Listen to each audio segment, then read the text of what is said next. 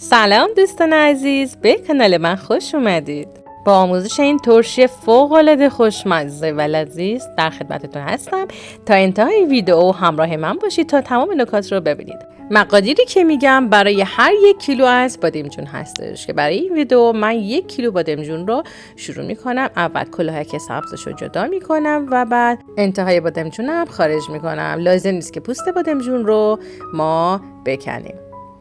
سپس شروع میکنیم به قطعه کردن بادمجون ها به فرم مربع. شما میتونید کمی درشت یا ریز خورد بکنید، زیاد تفاوتی نداره، ولی بعضی ها دوست دارن کمی حالت پوره داشته باشه که البته بعد از اینکه بادمجون رو ما پختیم هم میتونیم اون کار رو با میکسچر انجام بدیم و دستی.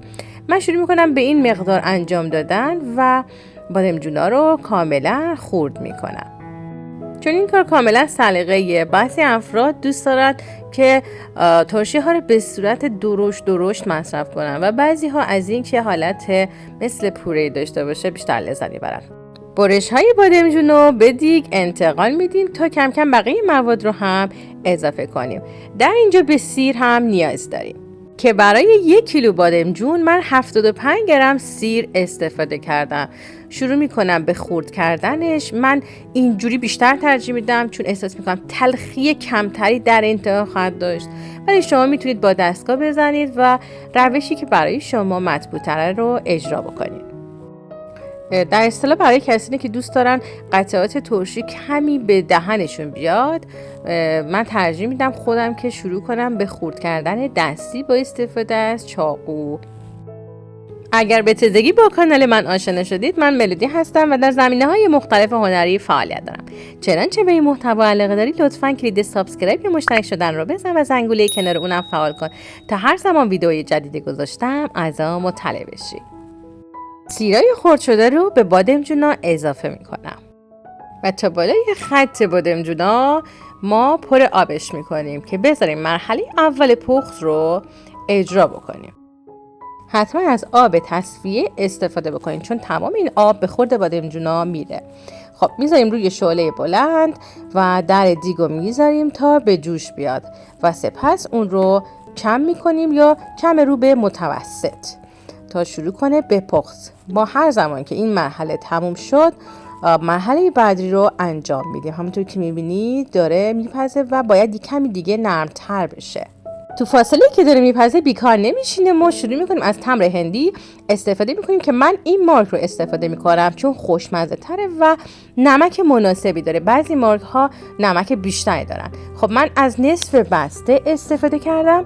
با استفاده از آب جوش اجازه میدم تا نرم بشه و خودش رو باز بکنه و کمی شروع میکنم به تکه تکه کردن که آب جوش بهتر نفوذ بکنه تا بتونیم این تمر هندی رو از هسته هاش کاملا جدا بکنیم و مواد خالصش رو به دست بیاریم.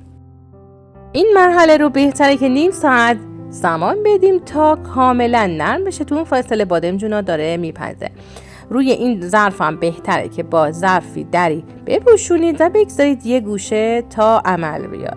سپس چک میکنیم بادمجونا رو. همونطور که میبینید داره به اون حدی که خواستیم رسیده و آبش تقریبا کشیده شده.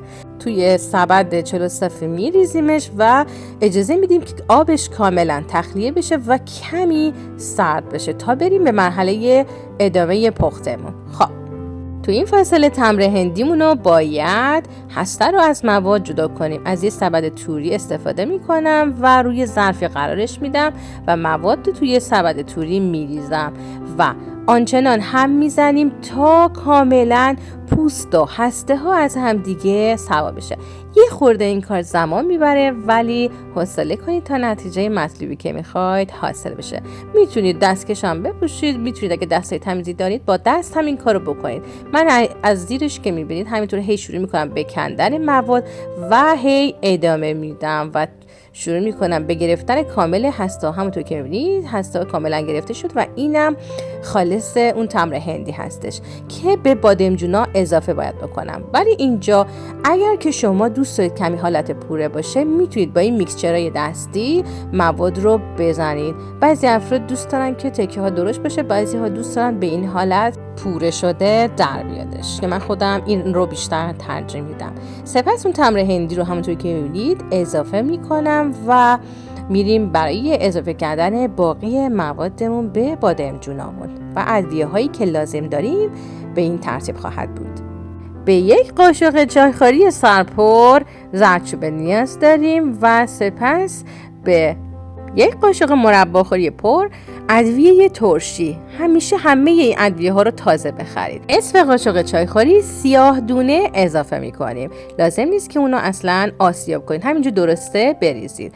و به 2 قاشق غذاخوری که من 3 قاشق بیشتر ترجیح میدم رب انار ملس ما نیاز داریم. کمی ترش‌تر هم باشه خوشمزه خواهد بود، چون ترکیب شیرینی و ترشی در این ترشی خیلی خوشمزه خواهد بود. 1 قاشق مرباخوری نمک دریا هم اضافه کردم که البته من ترجیح میدم نمک رو کم کم اضافه کنم چون جا باشه برای اینکه بعداً بخوایم اضافه کنیم. خب به اندازه 2 لیوان تا 3 لیوان سرکه سفید به این موادمون اضافه میکنیم و هم میزنیم تا برای پخت آماده بشه. همونطور که میبینید من کم کم هی مواد رو اضافه میکنم تا مطمئن باشم که مزه‌ای که دارم میسازم درست بشه. این مقداری که به شما میگم ترشی خیلی خوشمزه میده. همونطور که میبینید کمی هم نمک اضافه میکنم چون کم کم اضافه کردن بهتر از اینه که یه دفعه شور بشه یا بیش از اندازه بشه. تقریبا خیلی کم فلفل قرمز میریزم که دوست دارم کمی طعم فلفلی هم بگیره و سردی سرکه اینجا خنثی بشه. خب میذاریم این مرحله هم با هم بپزه. در دیگو میذارم چون ماشاءالله خوبم پرتاب میکنه به سمت بالا به خاطر آبی که توی بادمجونا هنوز باقی هست. تقریبا حدودا 20 دقیقه تا نیم ساعت کافیه. اگه دوست دارید که سرکش زیاد چیده نشه میتونید همون 20 دقیقه خاموشش کنید. خب بعد از سرد شدن به ظرف تمیزی که کاملا اونو شستیم با استفاده از جوش شیرین و هیچ بویی نداره انتقالش میدیم و الان ترشی ما دیگه آماده است. نوش جان. امیدوارم که از این ویدیو لذت برده باشید. این ترشی فوق‌العاده است. پیشنهاد میکنم حتما درست کنید چون طعم اون هیچ وقت از زیر زبونتون بیرون نمیره. این ترشی آماده خوردنه و نیازی نیست که به عمل بیاد. نوش جان. لطفاً اگر این ویدیو رو دوست داشتید کلید لایک رو بزنید. این کار کمک میکنه با انگیزه بیشتری برای شما تولید محتوا کنم. ممنونم که تا انتهای ویدیو همراه من بودید. امیدوارم در ویدیوهای بعدی شما رو ببینم. خدا نگهدار. Thanks for watching. I hope to see you in the next video. Love you. Bye bye.